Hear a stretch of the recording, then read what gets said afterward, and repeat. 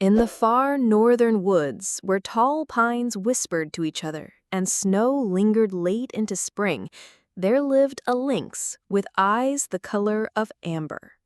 His fur was thick, mottled with pale gray and soft brown, and his tufted ears twitched at every sound.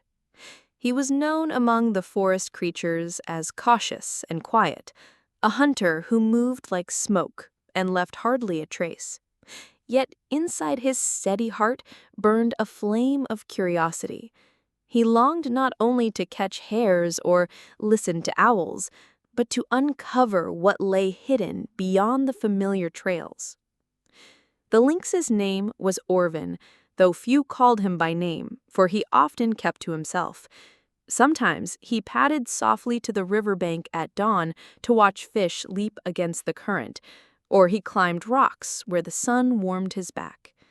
The wind carried scents of moss and pine needles, and each season painted the land anew. When summer arrived, berries gleamed like tiny jewels. In autumn, golden leaves fell silently, spinning before resting upon the damp earth.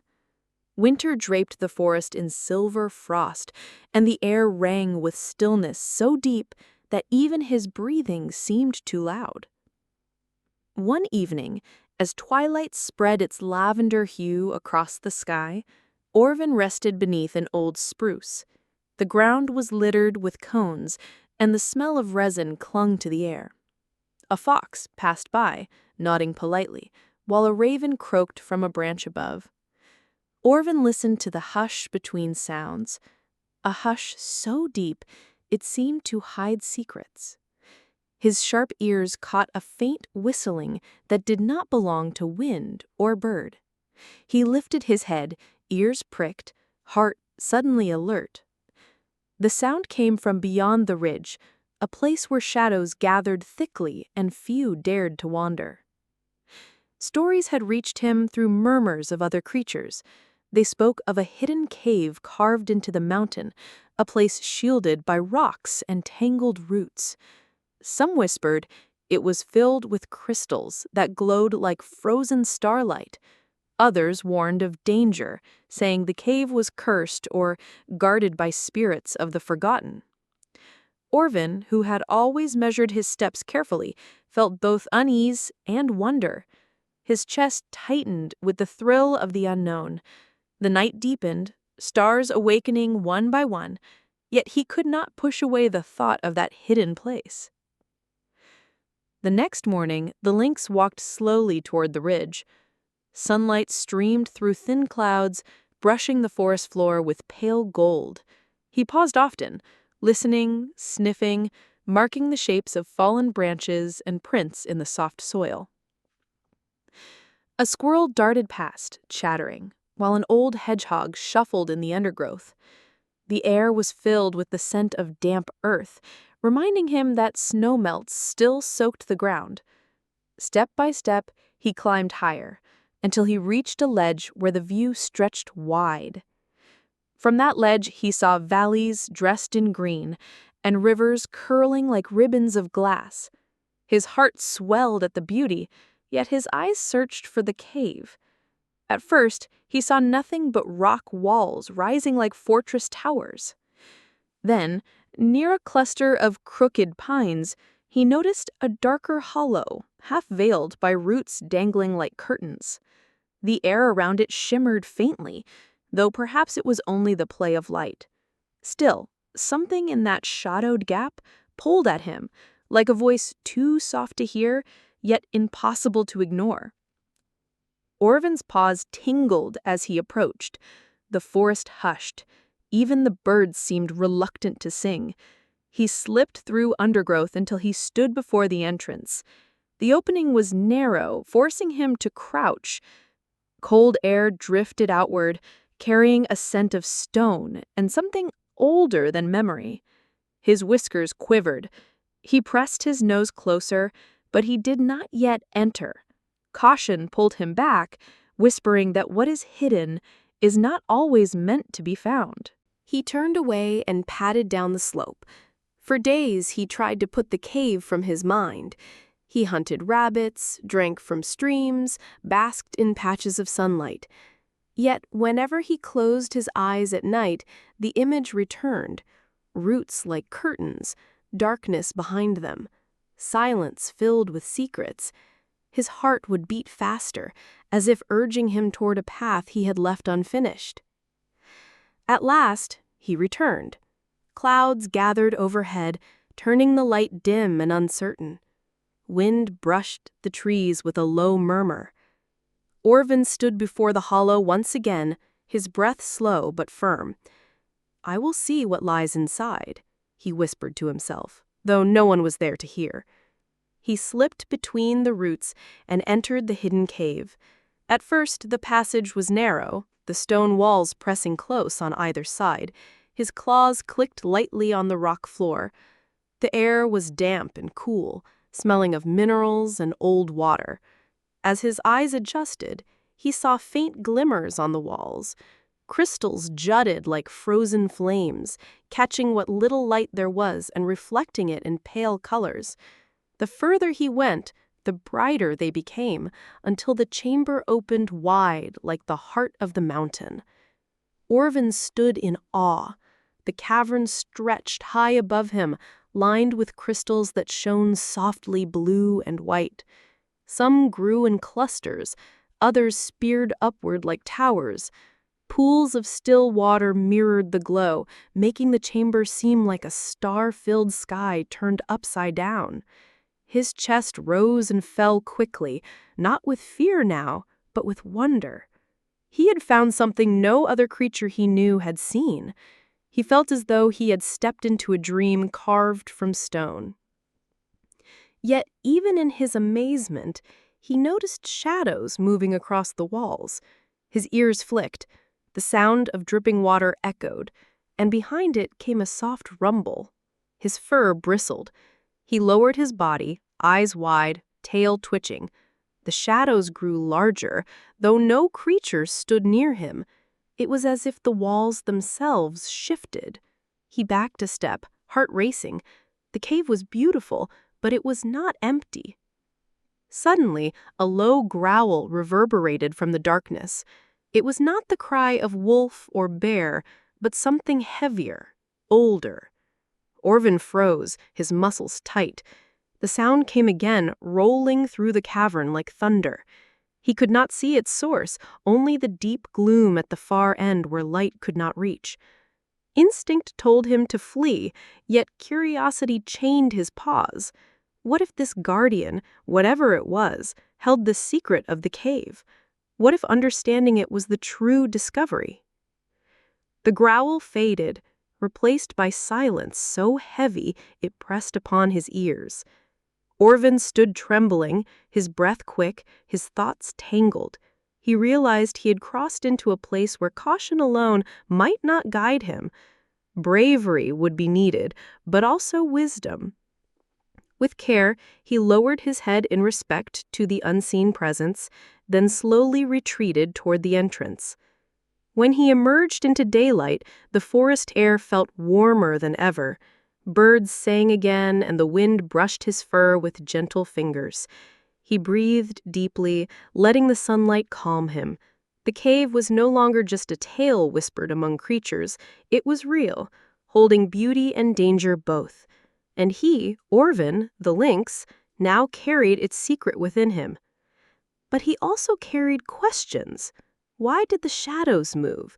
What creature, if any, guarded that place? And what lesson was hidden there, waiting for him to learn? As he walked down the slope, paws soft on the earth, he knew this was only the beginning. His journey had just begun, and the forest held more mysteries than he had ever dreamed. Morning light washed the treetops with pale gold, and a soft breeze carried the scent of wet bark. Orven walked the old paths with quiet steps, yet his thoughts were full of the cavern. He remembered the glow on the walls and the low rumble that shook his chest. He remembered the hush that followed, heavy as a blanket. Each memory tugged at him like a small paw asking to be held. He wished to be brave, but he also wished to be wise. He did not want to rush where caution should lead. He crossed a stream where silver minnows flashed beneath the surface. He paused and drank, letting cold water cool his throat. A raven settled on a bent birch nearby and tilted its head. The black feathers gleamed with hints of midnight blue. The bird croaked a greeting that sounded like an old door opening slowly. Orven lifted his gaze and nodded, grateful for a familiar shape in a world of questions. "You have the look of one who has seen a secret," the raven said, voice low and even.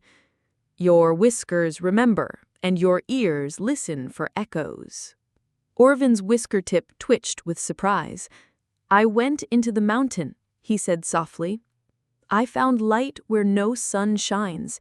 I heard a growl that belonged to no beast I know. I came back out because fear walked beside me." The raven clicked its beak and glanced toward the ridge. "There are caves that sing when wind threads them. There are stones that hold old voices of water and ice. There are bears that sleep in winter and wake when their dreams end." It paused and studied him. "What did the growl say to your heart, little hunter?" "It told me to be small. It told me to leave. It told me that some doors are not for paws like mine." The raven hopped closer and lowered his voice. "Sometimes the door that frightens us is the door that keeps others safe. Sometimes the brave one is not the one who goes deeper, but the one who brings back a question to share." The bird's eyes shone like wet stones. "What will you do with your question?" Orven let the breeze stroke his cheek. He thought of the river that curved through the valley and the herds that watered there at dusk. He thought of small paws and small hooves. He thought of how stories flowed through the forest and shaped the paths of those who listened. His heart beat firmly, not wild, but steady with care. "I will learn more. Not by bragging and not by running. I will ask the earth to teach me." He followed the raven to a grove where moss grew like soft blankets. In the center stood an ancient pine with a trunk wide enough for 3 bears to hide behind. Its roots braided into the ground like sleeping snakes. Old hollows marked the bark, and resin shone where branches had healed. The air under the pine felt older than the wind, older than the sound of rain. Orven bowed his head without fully knowing why. The raven perched above and watched. "Listen," the raven said. "The tree speaks slowly, slow enough for those who hurried to miss it." Orven lay down and pressed his ear to the earth. At first, he heard only the rustle of needles and the tiny life of beetles. Then he heard something beneath those small sounds. It was a sigh that seemed to take the whole hillside into its breath. It rose and fell like the sleep of mountains. It was not a beast. It was the weight of stone and the push of water deep under rock. It was ice melting far away and finding a path. It was wind passing through narrow throats of stone. He opened his eyes, and a tremor of understanding traveled through him like a gentle shiver. "The growl," he whispered. "It may be the cave itself. It may be water and wind. It may be the old bones of the hill speaking." "Or a bear," the raven said with a dry croak, amused but kind. "Or all of them together, sharing the same throat. Truth is big enough to be many things." Orven stood and shook moss from his fur. He felt lighter, though not careless. He knew that beauty and danger could share the same room. He knew that some songs warn as they enchant. He thanked the raven and turned toward the ridge again. He moved without rushing. Each step measured the ground with respect. By midday, clouds gathered and stitched the sky closed. The wind changed, and the smell of rain came like a promise. He climbed among rocks slick with old damp. He passed the crooked pines that marked the entrance and found the curtain of roots once more. The hollow yawned like a mouth that had told many stories and swallowed many sighs. He listened. The cave murmured. It was the old voice again, deep and even, almost patient. He slipped inside. Light dwindled behind him, and the blue glow rose to meet it. The crystals greeted him with their quiet fire. His paws kissed the stone with soft clicks. He moved forward and paused, like a heartbeat learning to trust. The rumble traveled through his bones. He tested the air with careful breaths and tasted damp stone and cold time. A thin cry sliced the sound of water. He froze. The cry came again, small and frayed at the edges. It belonged to a little one. It carried fear like a trembling leaf carries dew. Orven's ears shot up. His chest tightened with alarm and with a quick spark of hope. If a small one cried, it still had breath. If it still had breath, it could be helped. He followed the sound down a narrow passage. The walls leaned close like worried faces. The crystals here were fewer, but their glow steadied his step. He rounded a bend and saw a tiny figure wedged between two rocks. It was a young goat, no bigger than a fox, with soft horns not yet sharp. Its white coat was streaked with dust, and one leg trembled helplessly. Its eyes shone wide and wet.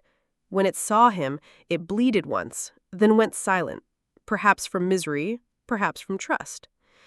Orven lowered himself until his belly fur brushed the cold stone. He spoke in a voice meant for a friend on a shaky bridge. "Easy, little climber. I will not harm you. I am here to help." The goat blinked slowly, listening to the rhythm of his words more than their meaning. He drew closer and sniffed. The trapped leg was not broken, only pinned by a wedge of fallen rock. The rest of the body was free, though sore and frightened. A thin draft slipped past his whiskers. He felt it travel along the floor like a careful snake. He listened to the growl again and heard, beneath it, the steady tap of distant drops. The cave pulsed with its old breath. "We must move gently," he murmured. "The mountain is listening." He pressed his shoulder against the wedge and pushed. The stone nudged, but did not free. He tried again, this time angling his weight and bracing his paws against a groove in the floor. The wedge shifted a hair's width. The little goat whimpered, then steadied, perhaps hearing the patience in Orven's own breath. He pushed a third time, using his back like a lever and his hind legs like two quiet springs. The wedge rolled half a paw's breadth, and then another. The goat tugged its leg and gasped at the freedom. Orven eased away and waited, in case the cave wished to answer. Nothing fell. The growl remained the same old music. "Come," Orven whispered. "Lean on me."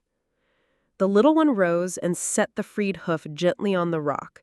It tested its balance and swayed.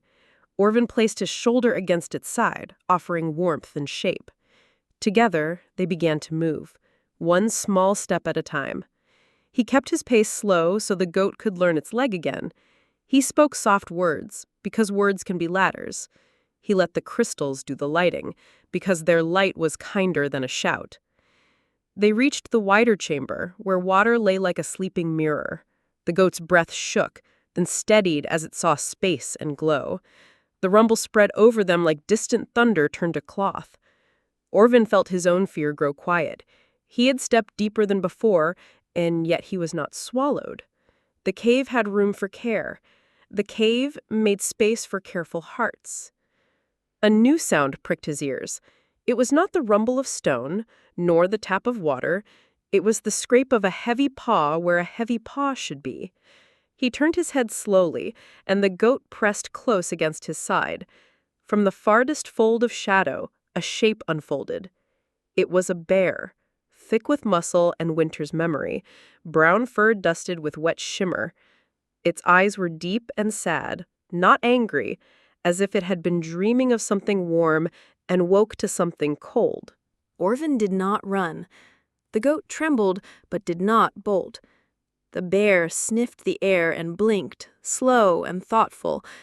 Its breath slipped out in a long sigh that answered the cavern's own.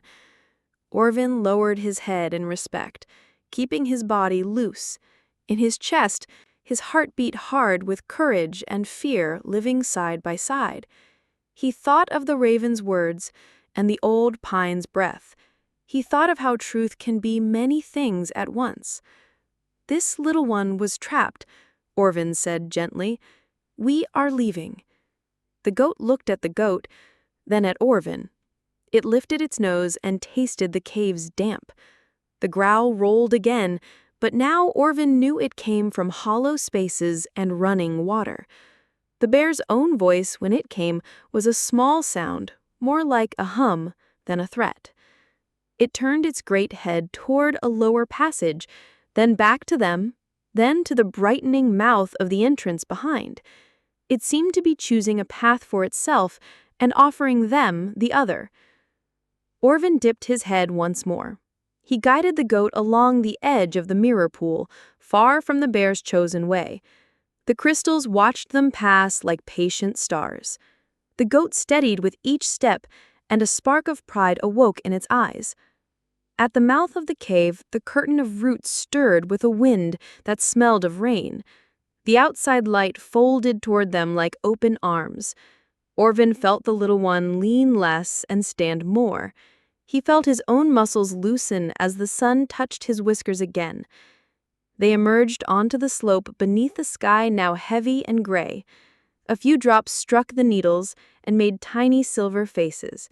The goat blinked into the brightness and then looked back. Orven looked back as well. The roots hung quietly. The cave was once again a mouth closed on a secret. He heard no growl now, only rain beginning to write on the earth. They moved down the hillside together. The goat limped a little, then less with each careful stride. When they reached a meadow stitched with young flowers, a family of goats lifted their heads. A larger goat, with horns curled like shells, ran forward with a cry that broke and healed in the same breath. The small one bleated and toppled into that waiting warmth. Orven stepped aside and let the reunion be whole. The elder goat turned to him with eyes bright with grateful tears. It bowed in a way goats seldom do, and the meadow felt larger for it. Orven dipped his head and felt the rain stroke his fur. The wind moved gently through the grass, like a hand blessing a brow. In his chest, his heart beat with quiet strength. He had gone back. He had listened to old voices.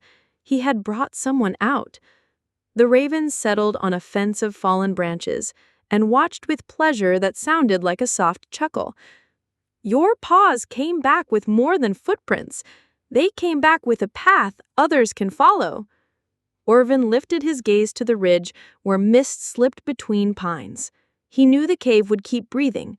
He knew the bear would keep its slow counsel. He knew he would return one more time, not to claim the secret, but to shape a guard for it. He would mark the safer path with small signs. He would scatter a few pebbles in a line where the ground tilted cruelly. He would scratch a warning on a trunk where curious hooves might wander. Not to forbid, but to guide. Not to scare, but to teach. The first real drop of rain slid along his nose and fell. Then the next, then many, until the meadow sang softly. He stood in that song and let it wash the dust from his whiskers. He let his breath lengthen until it matched the slow heart of the land. The little goat glanced back at him once, bright with relief, bright with the lesson of careful steps. Orven nodded to the small survivor.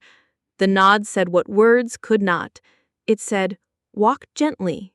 It said, "Listen." It said, "Even in deep places, light waits for patient pause."